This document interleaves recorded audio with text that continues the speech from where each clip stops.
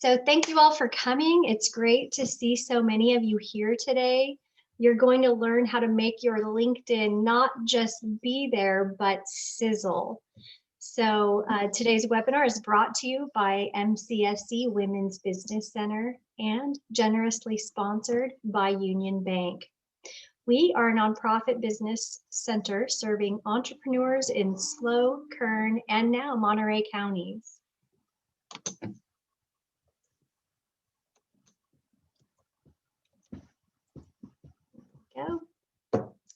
We provide support to individuals looking at self-employment as a viable option. We help startups and existing small businesses with mentoring, entrepreneurial training courses in both English and Espanol.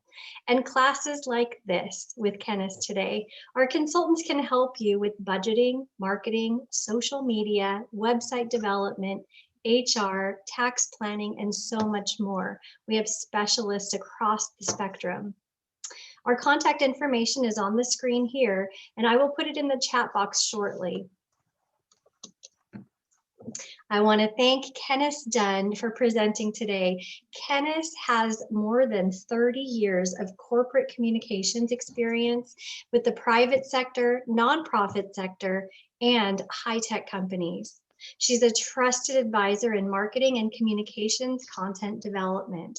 You're gonna be very impressed. She is known for strategic thinking and excellent written communication skills, as well as the ability to transfer her know-how into training and mentoring for others. Kenneth is the owner of Kenneth Dunn Editorial Services.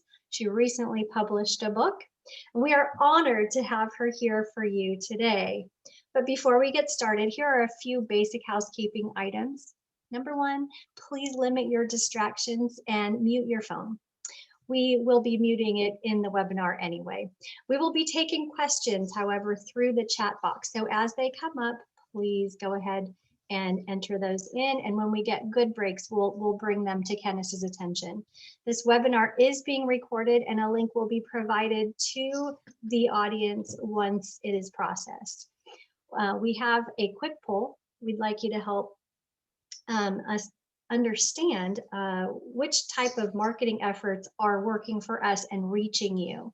So I'm going to go ahead and pop that on the screen right now. If you could just take a moment and let us know which form of communication is very valuable for our sponsors. And we so appreciate having these classes paid for, so that's very good.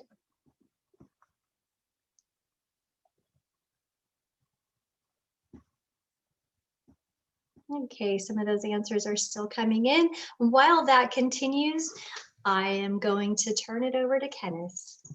Kenneth, okay. Why don't you tell us what you do? All right, so I'm going to share my screen. All right, assuming you can see my screen. Again, I'm Kenneth Dunn, as Laura just said. Very happy and excited to share this with you. I'm by no means a LinkedIn expert. I just got really interested in a certain facet of it and how to make profiles really sizzle and to stand out. Yes. I'm sorry to interrupt. We're not seeing your screen. Okay, so let me see. Let me try again. Share my screen. There we go. Okay. Thank you. I need to get the poll out of the way, however. Can you see? And then I'm going to. Oh, so I'm still seeing the. Oh, I see why. All right. Are we good now? Yes, it looks great. All right. So anyway, I am going to start by talking a little bit about LinkedIn. Why LinkedIn? And just give you a few basics about, my thoughts and suggestions for creating your LinkedIn profile. And then I'm going to give 7 practical tips trying to show before and after so you can really see the distinction between, arguably mediocre and awesome. And then a little bit about some companion pages, which is particularly relevant for folks who are business owners or consultants or such. So first of all, why, what's the deal with LinkedIn? And the deal with LinkedIn is it's become pretty massive. It's a huge presence in recruiting. It's, as you can see here, it's 87% versus Facebook at 43% for the top platform to use when recruiters are looking for candidates. And if you spend time on LinkedIn, you can see how much effort they put toward the job area. They just recently added profiles you can put to show yourself as being open for work and things like that. So they're very much in that space, but it's also just massive. And everybody, pretty much anybody who's in business typically should have and does have a presence on LinkedIn. They say that they categorize the content on LinkedIn and the people by industries, and there's something like 300,000 searches every week per industry on average. They have more than 700 million members, which is what they refer to as their users. So we are members of LinkedIn's platform. More than 55 million companies have presence on LinkedIn. And about 3 weeks ago when I ran the numbers, they had something like 14,000 open jobs that they, through their LinkedIn recruiting and such, are facilitating. So it's pretty big, and according to LinkedIn, is going to get bigger, not going away anytime soon. So some of the basics about creating your profile. So first of all, write it in first person. And the reason I'm showing you this now is because you should see evidence of this or examples of this throughout on the different samples I show you. So look for where you see and think about when you're creating your own content, just do it in the first person as if you are picturing the person, the role, the customer, the recruiter, whatever that you're focused on, you're targeting. And talk to them as you would talk to them on your profile. It's your story. It's where you should tell your narrative and be as personal as you can be while still being professional. This is true of every kind of writing anymore, but especially in digital, but be concise, shorten your sentences, break it up with, long sentence and short sentence, but make it really a compelling copy, if you will. I've given you an example here. So the original statement from Sheridan was, Sheridan, again in the third person, Sheridan is the third generation in his family to be born and live in Portland. But what I'm suggesting would be a way better presentation is for Sheridan to say, I am a third generation Portlandian. It's shorter, it's more direct, and it's the way you would naturally talk if you're talking to someone about yourself. The bulleted list, if you can do it where you can, which would mostly probably be in the about section, which is the narrative in there, which I'll show you. If you can break things up with bullets, that's better. Big copy blocks tend to be not very exciting and tend to turn people off. And there's I put a link in here. LinkedIn help is tremendous, and they kind of can tell you everything how to do. So there's a way to do bulleted lists. And then the other thing I wanted you to know is that in the whole of the profile, there's 4 sections or certain sections that are searchable, meaning when you're on LinkedIn or Google, you can search for something and your content is findable. I mean, it's findable among millions, of course, but knowing that, take care with your keywords and the language you use, especially with keywords, because within LinkedIn, it can help you be findable. It's searchable and it can come up that way. And I'll show you each of those when we go there. So I wanted to move to practical tips. How you use your profile to control your narrative. So this is, I know it may be a little bit hard to read, but I wanted to show this and I'll point it out throughout. The sections that we're going to talk about are these that you see on screen. So we're going to talk about the profile photo, the banner photo, the header, the about section, I just mentioned that, the section called featured, the section called experience, which basically is your resume. The 2 sections that are more toward the bottom of your profile, which are the skills and endorsements, and then recommendations. So I'm going to start with profile. So this one is a small but kind of powerful. So when you join LinkedIn, LinkedIn provides you give them their name, and they provide you a profile URL. And the URL typically, I'll show you an example. It'll just be whatever your number is. So in this case, this woman, one of my clients is Cindy Small, and her number that they assigned was whatever that number is. You can go in and edit your profile. You want to keep your own name there, but you can edit it to be a little more elegant. So my profile is linkedin.com, Kenneth Dunn. And it doesn't necessarily matter when it's a link that's digital, but if you're putting your the name of your link, which you probably would on a resume, it's much more, it's easier to recognize, and just a better best practice to have it be a LinkedIn, a URL that looks like this. So it's very easy to do. There's a way to do it. It's on the top right of your profile. You can see that's mine under where it says me. You can see that you have that option to edit your profile, public profile and URL, and definitely do so. In her case, there was another Cindy Small, so she just added her middle initial. That's tip number one. All right, tip number two, it's about our profile pages. So, profile photo. So you definitely should have one. It discourages users to contact you if it's an icon or a cartoon. It should be a photo of you. It does not need to be a professional photographer. My photo, which I love because it looks like me, but it doesn't look too much like me. My daughter took it on the back patio with an iPhone. So it doesn't have to be, in fact, I would say it shouldn't be like a really staid head and shoulder. It just should be a photo that if they came to meet you in a restaurant, having seen your profile, they would recognize you. It looks like you. It looks like the way you want to present your persona. So here's a before example. This is Cindy Small again. So that was her photo that she had on her profile.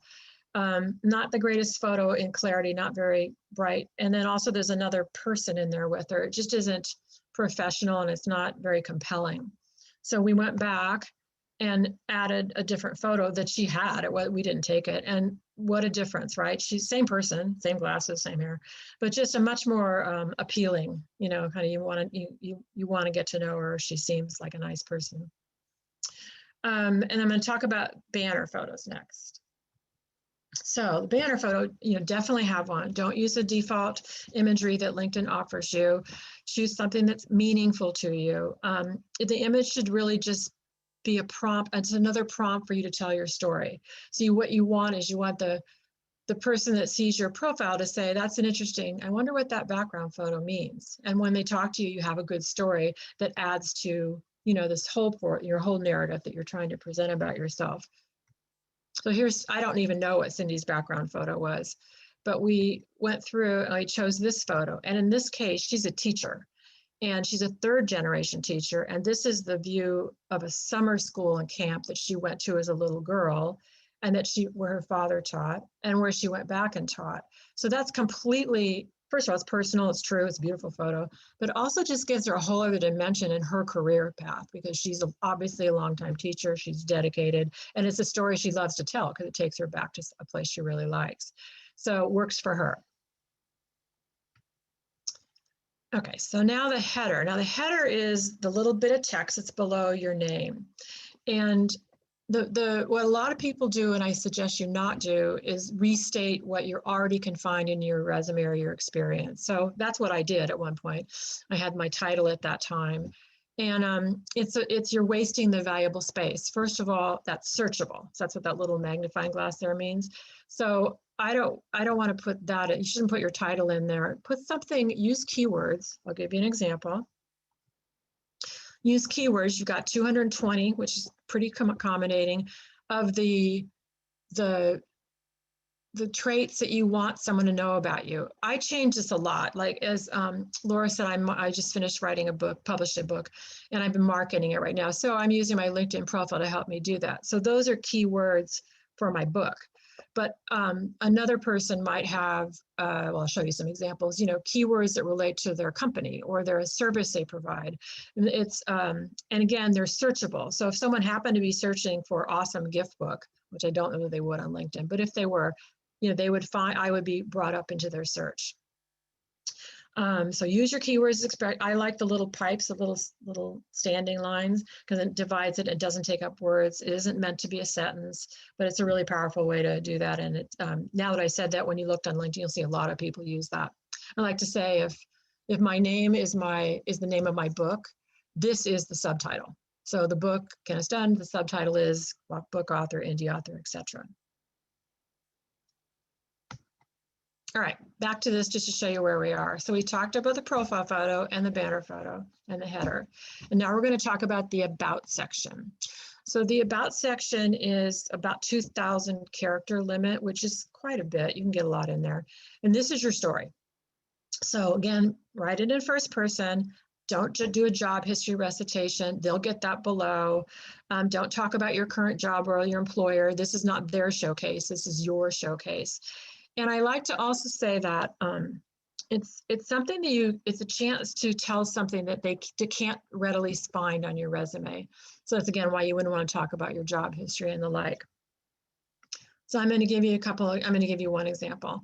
So this is the same woman, Cindy. What she did with her about section was what you're not supposed to do. She referred to herself in the third person, talked about the job she's had. She covered 23 or 4 years in this one little about section, and wouldn't be telling them anything different than what they could find in the experience section. And it wasn't telling anything about her story. So we switched it up, and I'll read it to you because it might be too small. And so instead of saying, I went there, this, I did that, it says, teaching is my passion. On career day in 2nd grade, I announced that I would be a teacher just like my dad. I attended private school from kindergarten until graduation, often in the same school where my dad was a teacher and later headmaster. I knew that was a setting I would pursue when it was my turn. I have been teaching full-time for some 40 years. I love working with kids. Best job on the planet. So much more compelling. I now know a lot more about her. She's appealing to me. And again, she's a teacher, so it's not transferable unless you're in teaching, but she's just showed you how committed and passionate and where she came from for her job and what she does for a living. And that's what I think the about section should do. Okay. Here's a little quiz for you. This is an about section, and I like it. It's one of my clients. Obviously, I like it.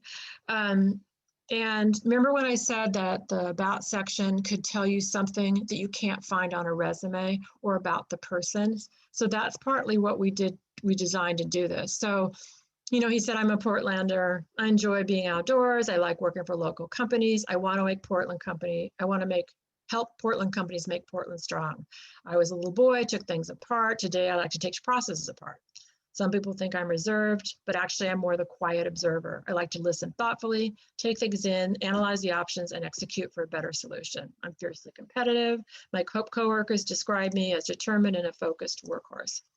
So in addition to telling a story about himself, about the person that he brings to a job, in this case, he was looking for a job, what can anyone tell me or throw in chat? What do you think we were trying to accomplish in addition to that, about not some things they can't see in a resume? I don't know if that's going to work in chat. I'm happy just to go forward. Tell me what you think I should do, Laura.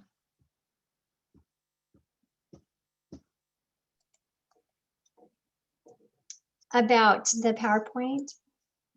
I'm going to just go forward. I'll tell you the Yeah, answers. go ahead and go on. Yeah. So two things this guy was trying to do. He was applying for a job with a big company in Portland. And he felt he was competing against a lot of the younger, he's young, a lot of the younger workforce that also would love to live in Oregon and work in Portland. What he was trying to do, pretty obviously, was to show them he's invested in Portland. He's been here a long time. He's not going anywhere.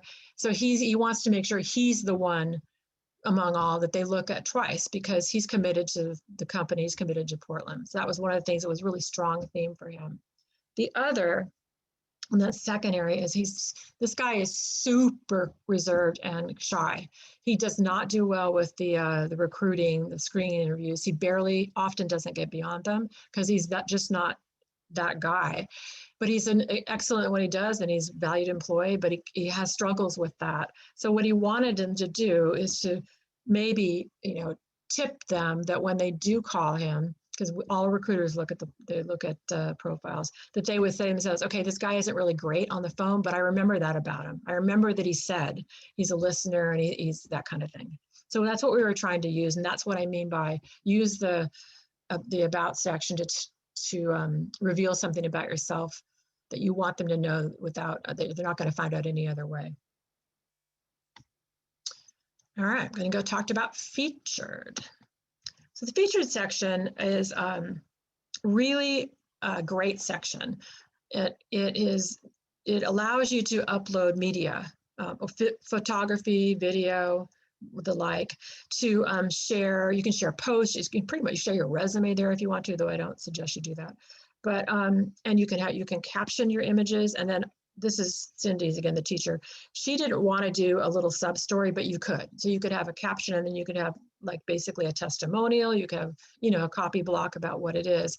So it's a great way to showcase you, your work, you know, whatever you want to showcase. And as well, it really creates and makes the page look vibrant, because most of the page is just black and white text. And here you can put in some pretty amazing imagery. And it's very simple to do. All of LinkedIn is easy to do, but this too is easy to do. And it's a carousel. So you can have more than 3. You can carousel through. Okay, so I'm going to move to the experience section I talked about a little bit. So you want to make sure, I know this goes without saying, but it's really important that your experience here matches your actual resume if you're looking for a job. Even if you're not, I mean, if you're not looking for a job, but you're posting your resume, it should do that. I actually don't recommend that you post your resume on there if you are looking for a job, because they have everything they need. And at that point, if they're interested, you really would want them to contact you, whether messaging or through your email or whatever. But in any case, that's what this section's for. Now, what Cindy did, which is easy to do, is she just put in a copy block for her, the company she worked for, the school she worked for. And then she just did one for each of the prior employers. The problem with that, well, there's a lot of problems with it, but I mean, she basically made her 24-year body of work commensurate with her 6-month internship or something. So you don't want to do that. And LinkedIn makes it pretty easy. They allow you to go in and segment and talk about, add text certainly, and of course dates for each of your roles within a company, which is what you want to do, because you want to be able to show the progression you're making, not just one large, you know, mass. So she redid it, and it still says 23 years, 8 months, but now you can see how she started and how she progressed. Not probably as important for a teacher, but certainly important when you're showing your progression in your career. Whether you've become a consultant like I am or not, you want to just be able to have people see you walk through your career and see the experience you bring to the table. Okay, I want to move into skills and endorsements and recommendations. So skills and endorsements is kind of a quirky little section. You're prompted to itemize, list your 3 skills. This is mine, by the way, 3 skills, and it comes from a drop-down list. And so you itemize those, and people can come and endorse you, and often do. And that's great. And then you are given an option to list, again, drop-down list all the skills that you feel that, you know, you're good at. And you can see how many I did at some point. You can, and then people come and endorse you. LinkedIn will prompt people to do so. You can turn that off, by the way, but they prompt people to add, you know, endorse you. Yes, she's good at editing. Yes, she's good at blogging. I hadn't looked at this in a while, but in my case, you know, I actually am pretty good at content management and editorial planning, but no one has endorsed me. So I feel like in this regard, it's not really a great tool for me. And I actually since then have turned off all the skills. So for me, the only things that show are the internal communications, corporate, senior management communications. And I feel like that's enough. I haven't found a way to turn it all off. I haven't figured out how to get rid of it. So my skills still show. You can, as I said, if you look left, they give you the option when you say add a new skill, you can see the upper right with the little pencil, and you go in and you can manage to give and receive. Do you want to be part of the endorsement process or not? I said yes at the time, so that's what that means. And then they give you other options below. You can say no, and then there just isn't that transaction going on with you, and you'll just see those 3 skills that you've identified above. People might still endorse you for that, but it's not that list of skill after skill. And Kenneth, we have a couple of quick questions. One Okay. of them was, this is such a powerful presentation. Will you be able to share this presentation with us after the class? I'm happy to do so if that's possible. Yeah, absolutely. Wonderful. Yeah. If you want to send that to me, I'll send it out. Okay, And also good. we'll be sending out a video link of the entire session to everyone who participated and registered today. So there's a couple of questions here. Skills versus recommendations. Did LinkedIn do this because it was harder to get a written recommendation? You know, I don't know. I find it kind of a little confusing. I mean, I had to go back about many times to just make sure I understand the distinction. And I don't know, but I'll let you ask me any other questions, but then I'll show you the recommendations next, and you can see the distinction between the two. And I don't know why they did what they did. You know, they're always changing. Yeah, go ahead and move on. I think those were the two questions. Okay, so recommendations, so these are testimonials. So you can both ask for a recommendation, and often people can just submit them independently.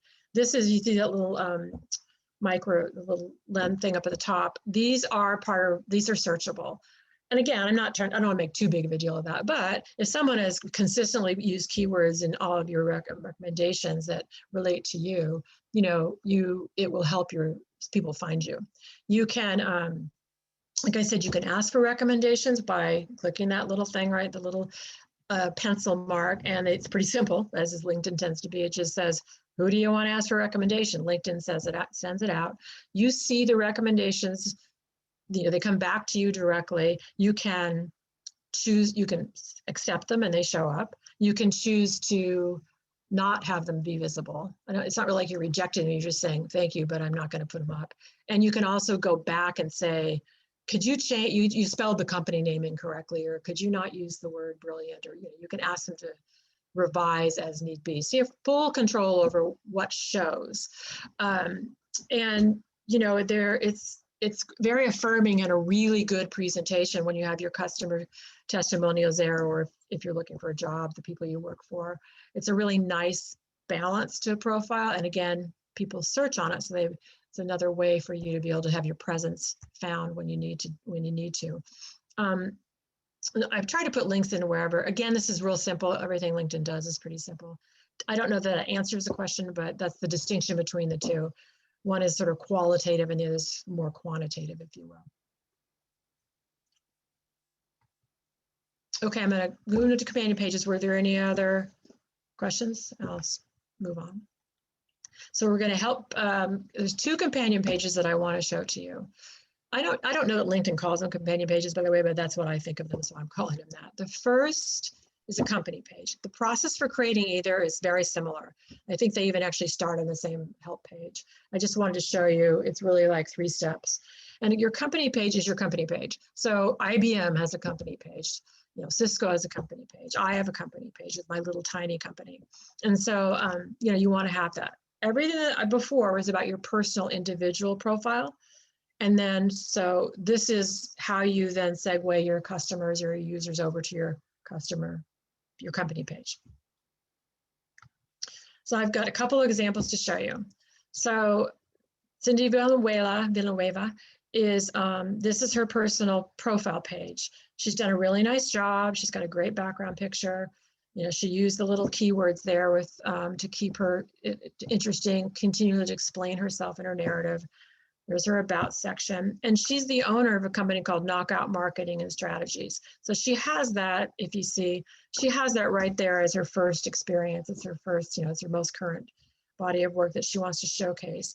And it is a legitimate company with a legitimate URL and website. And so she took advantage of having it also shown up there to the right. That's where you might see someone's education as well. I think there's schools, sometimes your schools can show there. So she's got a profile page that's basically showcasing and bridging over to her company page. So her company page is this one, and it has its own distinct URL. And you can tell it's a company page because it has a couple of different bells and whistles that a profile wouldn't necessarily. They give you, when you create your company page, they give you options as to what do you want to have the action statements or the action items on your homepage being. One typically would be follow. You want people to follow your page. And then here, in this case, she chose to visit her website. So they allow you and encourage you to direct employees off of LinkedIn and over to your business website, which she did. You can also tell that it's the company page because unlike a personal page, it has jobs, people, insights. It has other bodies of content in there. And think of a company like Cisco or IBM, big one, they're going to, all their jobs that their recruitment function they use through LinkedIn, and as well as probably other things. So the jobs are listed there, and you can go on a company site and see who works there. So in her case, she only has 6 employees, but you can go on any company site and you can click on people, like it's right there, and then you can search down to see who works there or look for someone's name. So that's a company page. Another company page, this actually is my son, speaking of Lori asked me about him. So he's a welder, he has a small company. And so this is his personal page. His personal page is, again, very focused because it's LinkedIn, it's not Facebook. It's focused on his persona in the business world. He created a website. I mean, he created a company name. He has a company page. There's indication of it. And because I nabbed him to do this for me, when he's looking at his page, like we all do, at the top of our pages, we see ourselves and it says view profile. So on view profile, you can see that his company page is also there. So it's verifying how this is his view. So he's going to manage his pages. One of his pages he would manage is Done Right Welding, which is his company. And then when you switch over to his company, it's his little company page, and he has the home, about, post, and like, as I said before. Yeah, so people and jobs for him, that would be on there. He doesn't have any employees, but that's not the point. So he has a presence on LinkedIn, and he does not have a website, so he didn't opt to say, visit my website. He would do that when he got that far. I'm going to next go to the showcase page. So the distinction is that you can have many showcase pages, and they are going to be spotlighting something more narrow, a brand, a product, an initiative. So in my case, I have my personal page. I have my company page, which is about editorial services. And then I have my book page. That's my showcase page because I'm spotlighting that for the time being, and then I'll move off of that and, take it down or leave it idle, whatever. So I'm going to show you my page. So this is my personal profile. I change it a lot, and you're welcome to do that. It's not like there's any rule about that. So you'll see my name, my photo. I use those keywords you already saw. My about section, I use a lot of bullets. It's pretty short, actually. That's all it is right there. And then I did use a featured, I changed it since, but I have featured video and such on my page. So that's my personal page. My showcase page, you can see at the top below that blue, below my banner, my showcase page is The Good, the Bad, the Mother-in-Law, which is the name of my book. So I'm going to show you what it looks like again, my profile. So on my profile, you can see my assets I'm managing with LinkedIn are my company page, Ken has done editorial, but also my showcase page. So that's what that's what I've created. They look kind of alike. There's not, LinkedIn's pretty similar the whole way through, but you can see my LinkedIn showcase page says showcase, good, bad, mother-in-law. So that's, they're very specific with the URLs, and it gives you a good path. And then it's just another page on LinkedIn. I have chose to visit my website. I have a website, so I took that option. I have just my posts down there where I have images, documents, whatever. It's a pretty small page. It's very modest, but I have it because I want to have a presence on LinkedIn that's specific to my book versus my consulting service versus my personal side of me. So I'm kind of near the end, and I want to recast what I think is most important. So first of all, your profile is your story. It's your narrative, and just be as interactive with that imaginary customer, buyer, or employee as you can be. Just picture that this is their first view of you, and you want it to be the right view. Write conversationally where possible. Be in first person. Don't talk about yourself as if you're someone else talking about you. Make every word count. Make every photo and image mean something that's part of your story. Use that about section, kind of like an open letter from you to your target audience. And then if applicable, create a company page and a showcase pages that can associate with your profile page, because it will actually really help the overall presence you have on LinkedIn. Since I'm sending this, you'll get this, but like I said before, LinkedIn has really an amazing help database. There's very little I couldn't find there. And it's very prescriptive. It's super simple how to do things. So, use that a lot, and you'll really enjoy the support you get there. Okay, I'm done. If there's any questions other than what this would be the time, or any comments. Heather. How do you use LinkedIn to market yourself, for example, with articles, and how do you use groups? Well, I am not an expert on marketing with LinkedIn, but I'll tell you how I've used marketing. The posts, you really invite and enjoy getting people following you, that they connect with you. And it's a pretty lively, I don't want to say aggressive, that's not the right term, but a very robust community. And it's sort of like the chicken and the egg. If you do a post, use good keywords, use hashtags. There's a lot of hashtags that are provided, you can create, I believe you can create your own. So use hashtags, write well, all those things. You'll be surprised how many people will comment. And if they usually will ask to connect with you, you'll also be hit up by recruiters all over the place, just forewarning you. But that's the really good way to market yourself. As you said, find the groups. Like I belong to writing and indie author groups, and some are active, some aren't, but you're creating a presence within those groups. Somebody asked, where do you find the company page, Kenneth? Where do you find, meaning just any company? So not sure. Let me go back to this. I'm wondering if it's at the beginning when we were talking about the profile exactly. And okay. So there's, some people might have a personal profile. Some people might, yeah, right there. So here's an example. I'll use Cindy's. So there's her company right there. And when she's in her profile, you have all these, when you're building your profile, editing your profile, it's very straightforward. They will ask you, one of two things happens. They either pull up your current employer, or you can say, here's my website, and my company page, and you can identify that's the way you want it. If you're looking to find a company page, like say you're looking, you don't know Cindy by all, but she has this company. There's a company called Knockout Marketing Strategy. You just search for that like you would search for any entity on Facebook. It'll bring up the company. Oh, here's a good one. Should you just accept anyone who wants to connect with you on LinkedIn, or, should you be judicious about your friending? Well, I think it depends on what you're trying to accomplish. So I'll just answer for myself. So up until I was being a consultant and writing a book, up until that point, most of my career I was an employee of a company, and I had a body of work, and it's clear what I did. And so when people would hit me up to connect, and you should always do this anyway, but I would go look to see, well, who are they? And LinkedIn is good about saying, you've got connections here and that kind of thing. But if it was a recruiter, or it was someone probably trying to sell me a service, as an employee, I wasn't interested. So I would just ignore or decline, or whatever the options were, because I didn't really see that I wanted them in my network.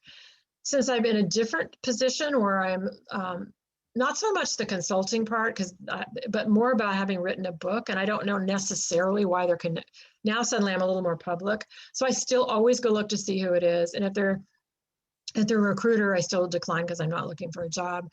And if they're selling me something that I don't need, I decline. Sometimes I'll answer them and say, I'm just not really, I always kind of want to be polite, which is silly, but I'm not really interested in that. Thank you so much.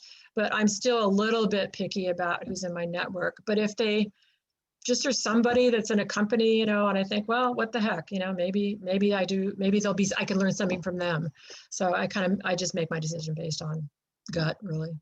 That's great. And Beth would like to know, how does she create her company page?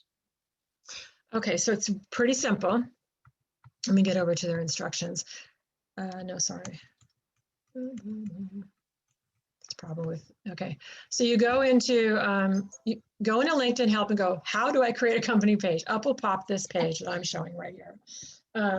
When they say it's important you be a super admin, well, you're the admin of your own destiny, basically. And you really literally just go up to an icon, you click on it, it shows you there what it looks like, the little dots on the top of your thing, and you click create a company page, and it walks you through it. It's pretty simple because, it is very, you're basically creating a new profile, but it's within the realm of being a company page. And it's as simple as creating a profile. you want to have everything ready, but it's like your image and your logo, if you have that, and what you're going to say, but it's super simple. Okay, and I want to reiterate for anyone who came in a little bit late today, we will be sending a link of this presentation out to everyone who registered for the class today. We do have one other question. How do you hide your network from others seeing it? How do you hide? How do you hide your network? I don't know. That's a good question. I don't know. I know in Facebook, but I don't know in LinkedIn and it may be you can't. I mean, I'll have to find out because their whole thing is, it's one big community. Uh-huh. But so good question. I'll ask, find out. I actually don't know. Okay, well, I have learned so much today. I always do whenever I have any amount of time with Kenneth. And so if you are interested in working with Kenneth one-on-one, she does do consulting through MCSC. It is no cost to do consulting through MCSC. Just contact us and we can connect you with Kenneth. One of the things I really loved about today is I kind of liken it to if your physical presence is your physical impression, maybe the frame of glasses you're wearing, your hairstyle, the shirt or blouse you're wearing for the day, then your digital presence has all of these different impressions it's making. And what you're putting on your LinkedIn profile or your Facebook or your Twitter or whatever you're doing, each one of them is a different impression you're making on a different community. So thank you so much for that. And I'm going to go ahead and share the screen one more time. Just to give everyone an idea of which classes are coming up for us. So we have this coming Monday, a new grant has just revealed itself. It's the Restaurant Revitalization Fund. We will be hosting 2 informational sessions about how to write for that grant. If you're in the hospitality industry and you got hit through the pandemic, we want to help you with that. So Monday we'll be doing a session from 2:30 to 3:15 in Spanish, and then we'll be doing from 3:30 to 4:15 in English, that info session. Wednesday, May 5th, we have Google AdWords with Steve Burnside from 12 to 1:30, always a wonderful topic. Thursday on May 13th, Shopify, creating the store of your dreams in Espanol. So another Spanish class for working on e-commerce. On the 18th of May, we have creating your vision board for success with Carrie Escutcheon. That was a huge success in December. We hope you can make it for that. On the 25th of May, we have cybersecurity for small business. And then we have on the 26th, time still to be determined, an Etsy class coming up. Another wonderful way. I mean, a lot of people say, well, why do I need to work on LinkedIn? Is it still relevant? Absolutely it is. Is Etsy still relevant? Of course it is. People are making hundreds of thousands of dollars on these platforms and making huge impressions. So you should check that out. Please register at your center, which is up on the screen here today. Give you a minute to take any of those notations. And again, we will be sending out a link and a survey about today's class to everyone's email. Thank you so much for joining us. Thank you. Okay.